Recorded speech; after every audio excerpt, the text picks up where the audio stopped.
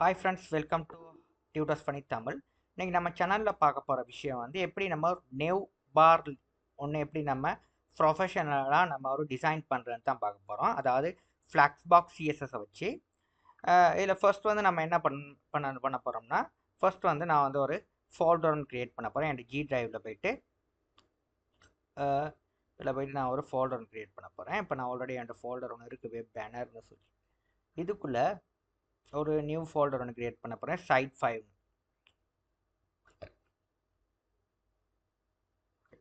இதுக்குள்ளே நான் என்ன பண்ண போகிறேன்னா, சிஎம்டின்னு சொல்லி அடிச்சுட்டு ஒரு கமாண்ட் ப்ராம்ப்ட் ஓப்பன் பண்ணி கோட் ஸ்பேஸ் டாட்னு அடிக்கிறேன்.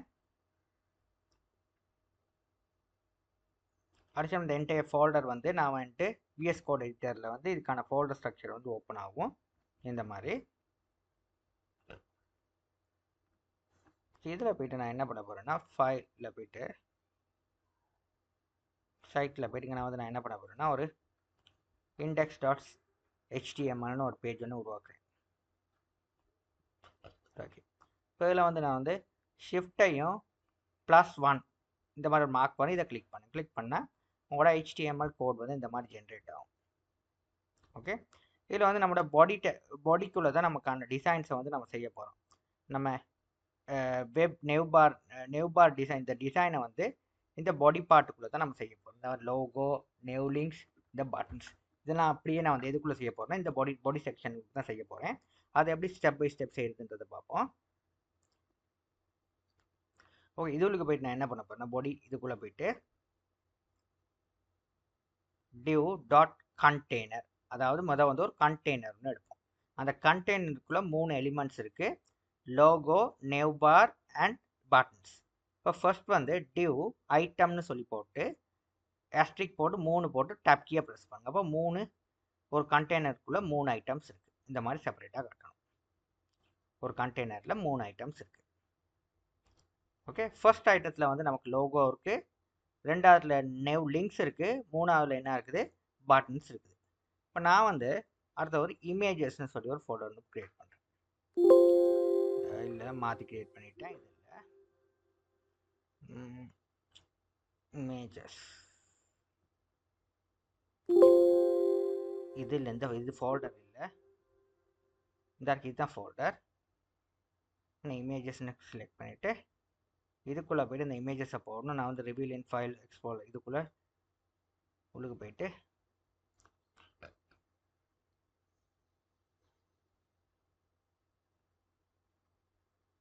ஓகே, இதுக்கு போயிட்டு இந்த இமேஜஸ்க்குள்ளே நான் வந்து காப்பி பண்ணி போடுறேன் அந்த இமேஜை, புஷ் அப்ன்றது இமேஜை. இப்போ இந்த இமேஜை வந்து இதுக்கு கால் பண்ணுறேன், ஐஎம்ஜி டேக்கை யூஸ் பண்ணி எஸ்ஆர்சி இமேஜஸ்ன்ற ஃபோல்டரில் புஷ்அப் பிஎன்ஜி இதுதான் ஃபைல். ஓகே, இப்போ இதுக்கான இதுதான் ஃபைல், இந்த ஃபைல் இதுதான்.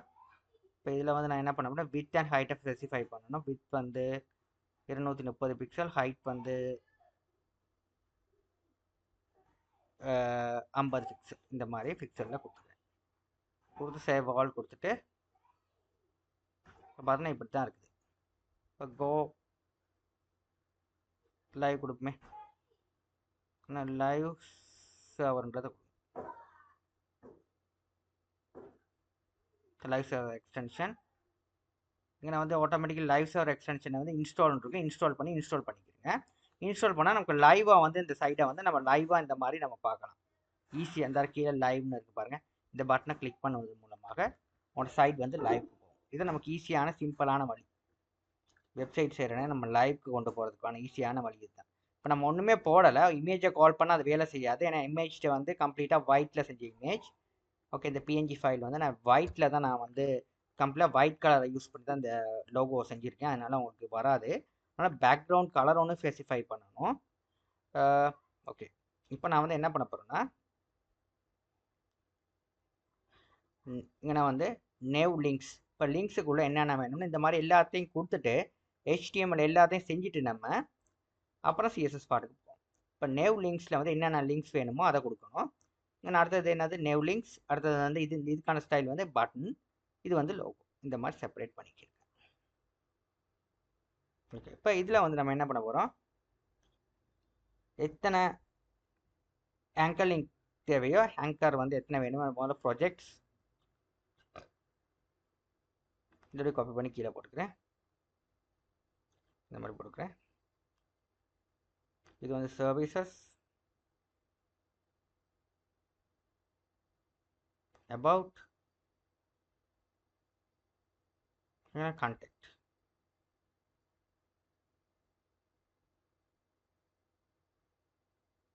இந்த பட்டன் வந்து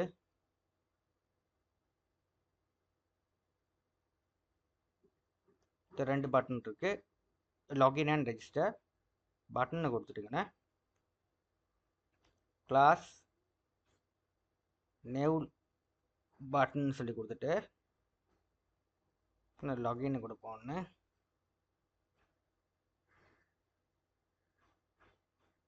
இதை காப்பி பண்ணி கீழே பேஸ்ட் பண்ணிட்டு இது வந்து ரெஜிஸ்டர். ரெண்டு பட்டன் இருக்கு. ஒன்று வந்து லாகின், இன்னொன்று ரெஜிஸ்டர்.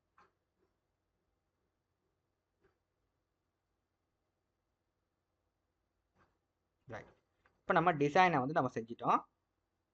ஓகே, இப்போ நம்ம அடுத்த செய்ய போகிறது வந்து சிஎஸ்எஸ் ஸ்டைல்ஸ் தான் செய்ய போகிறோம். ஓகே, நம்மளோட கண்டெய்னருக்குள்ளே 3 ஐட்டம்ஸையும் போட்டு கம்ப்ளீட் பண்ணிட்டோம். Okay, logo, nav links and buttons. இப்போ நம்ம அடுத்ததாக வந்து நம்ம செஞ்ச இந்த கண்டெய்னருக்கான ஸ்டைல்ஸை வந்து நம்ம அப்ளை பண்ண போகிற இடம் வந்து சிஎஸ்எஸ். அப்போ நான் என்ன பண்ண போகிறேன்னா இன்னொரு ஃபோல்டர் க்ரியேட் பண்ணுற போகிறேன் சிஎஸ்எஸ்ன்னு. இதை கிளிக் பண்ணிட்டு இன்னொரு ஃபோல்டர் சிஎஸ்எஸ்ன்னு க்ரியேட் பண்ணிவிட்டு சிஎஸ்எஸ் ஃபோல்டருக்குள்ளே நான் வந்து ஃபைல் க்ரியேட் பண்ண போகிறேன். இதுக்குள்ளே வந்து நியூ ஃபைல் ஒன்று க்ரியேட் பண்ண போகிறேன்.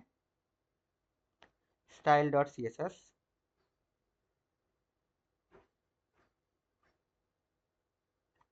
style.css இதில் வந்து நம்ம CSS ஸ்டைல்ஸ் கொடுக்க போகிறேன். பாடி இங்கே வந்து மார்ஜின் 0, பேடிங் 0.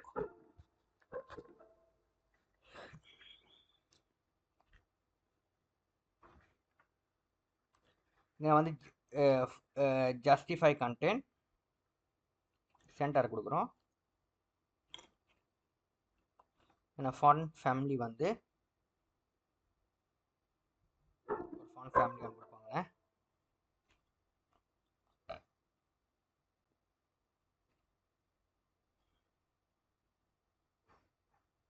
இங்கே எப்படியே ஃபேமிலியானு கொடுப்போம்.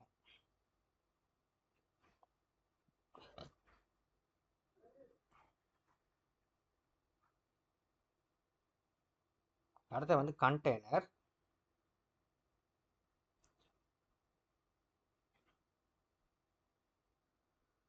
டிஸ்பிளே ஃப்ளாக்ஸ்ன்னு கொடுப்போம். ஜஸ்டிஃபை கண்டென்ட் சென்டர் கொடுப்போம். வித் வந்து 100 பிக்சல் 100% கொடுப்போம். ஹைட் வந்து 100 பிக்சல் கொடுப்போம். இன்னும் வந்து பேக்ரவுண்ட் கலர் வந்து இந்த மாதிரி கலர் ஒன்று கொடுப்போம் கண்டெய்னருக்கு. ஓகே, அடுத்து வந்து அலைன் ஐட்டம் சென்டர் கொடுப்போம்.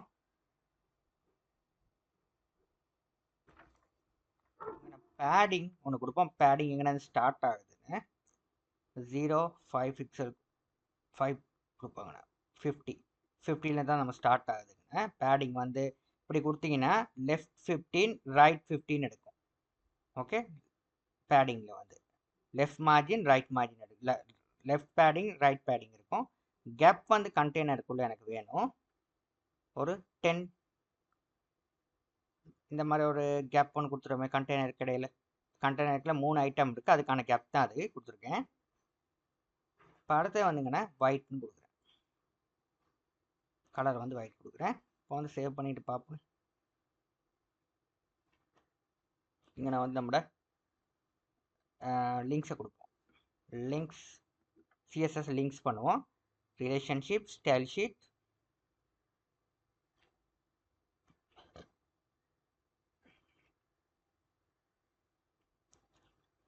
href css styles.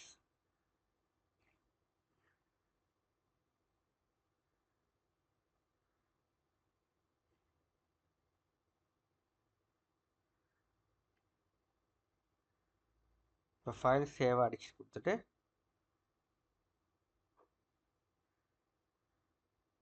இப்படி தான் இருக்கும். உங்களோட ஸ்டைல் இந்த மாதிரி தான் இருக்கும்.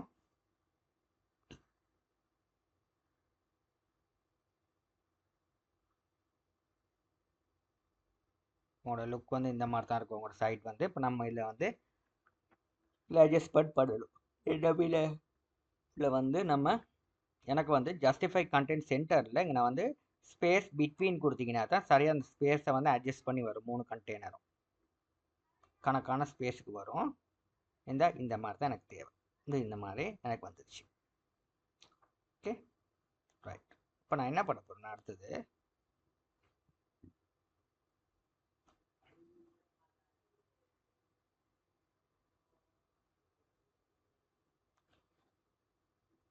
ரைட். இப்போ நான் வந்து நேவ் லிங்க்ஸுக்கான ஸ்டைல்ஸ் எழுத போகிறேன்.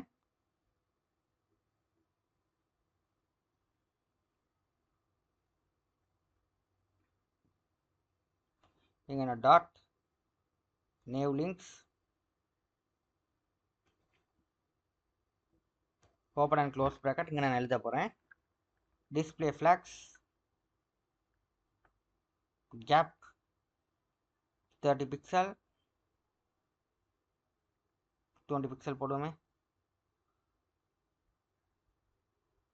இது அப்படி காப்பி கீழே போட்டு நான் வந்து நேவ் லிங்க்ஸில் ஆங்கரை போட்டுங்கன்னா இங்கே நான் வந்து டெக்ஸ்ட் டெக்கரேஷன் நன்னு கொடுக்குறேன். இங்கே நான் வந்து கலர் ஒயிட் கொடுப்போம். அடுத்து வந்து ஃபாண்ட் சைஸ் வந்து 20 பிக்சல் கொடுப்போம்.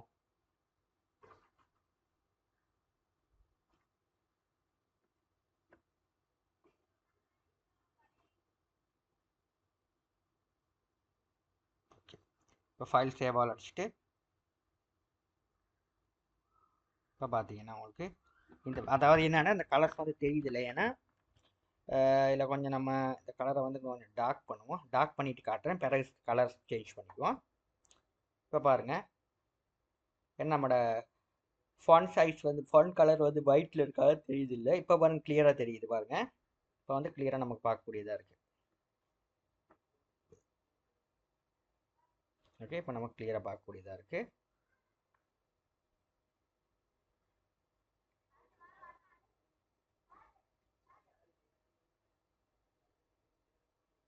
இப்போ நான் வந்து நம்ம அடுத்தது செய்ய போகிறோம்.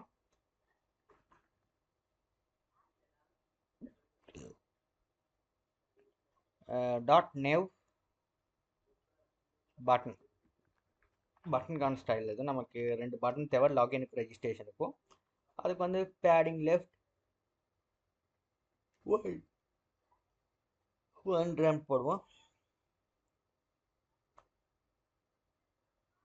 ரைட்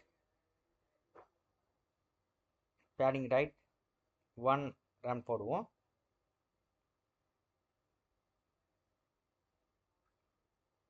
ஏன்னா வந்து பேடிங் பாட்டம் 1 ரேம் போடும். இதை அப்படி கட் பண்ணி கீழே போட்டு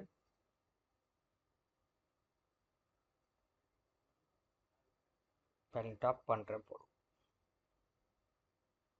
இங்கே அந்த பட்டன் border radius 2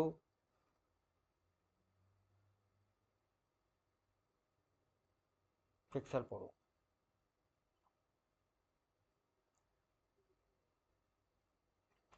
இங்கே போடுவோம். அடுத்தது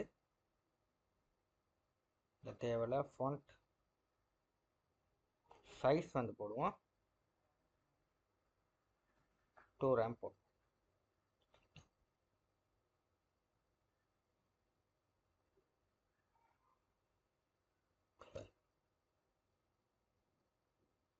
வந்து ஒரு 1 ரேம் போடுவோம். ஃபாண்ட் வெயிட்டை வந்து பால் போடுவோம்.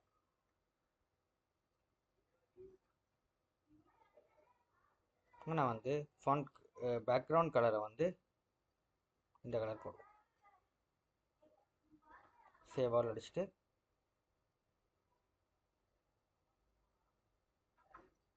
அடுத்து வந்து கலர் ஒயிட் போடும். இப்போ பார்த்தீங்கன்னா இந்த மாதிரி கலர் உங்களுக்கு இந்த மாதிரி வருது.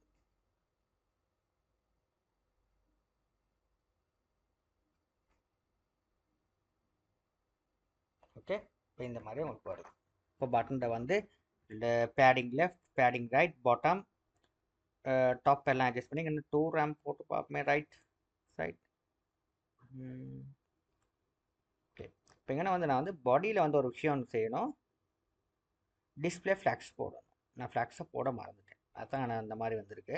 இப்போ வந்து சரியாக அட்ஜஸ்ட் பண்ணி வருது. ஆனால் இது வந்து ஆக்சுவல் கலர் இல்லை, நம்மளோட கலர் வந்து வேறு. அந்த சைடுக்கு வந்து நான் கொடுத்தது வந்து இந்த கொஞ்சம் இந்த மாதிரி கலர் பார்த்துக்கலாம் தான் இருக்குது. இதுதான் அந்த கலர். இந்த கலர் அப்படியே காப்பி பண்ணாந்து நான் போட்டுறேன். தான் கலர். ஃபைல் சேவ் ஆல் அடிச்சுட்டு பார்த்தோம்னா அடுத்தது இந்த கலரையும் சேஞ்ச் பண்ணிக்கிறேன். அப்படி கொஞ்சம் டார்க் பண்ணிக்கிட்டு சேவ் ஆல் அடிச்சுட்டு இப்போ பார்த்தீங்கன்னா இந்த மாதிரி உங்களுக்கு அப்ளிகேஷன் வந்து உங்களுக்கு இந்த மாதிரி அப்ளிகேஷனை பார்க்கக்கூடியதாக இருக்கும். சிம்பிள். இதை நீங்களும் செஞ்சு பாருங்கள். இதில் சோர்ஸ் கோடுக்கான டிஸ்கிரிப்ஷனுக்கான லிங்கை கொடுக்குறேன், போய் பார்த்துக்கிறேங்க. தேங்க்யூ ஃபார் வாட்சிங். ஓகேங்க, நான் வந்து கொஞ்சம் பார்டர் ஏரியா 2 பிக்சல் போடுவோம். ஓகே, இப்போ சரி.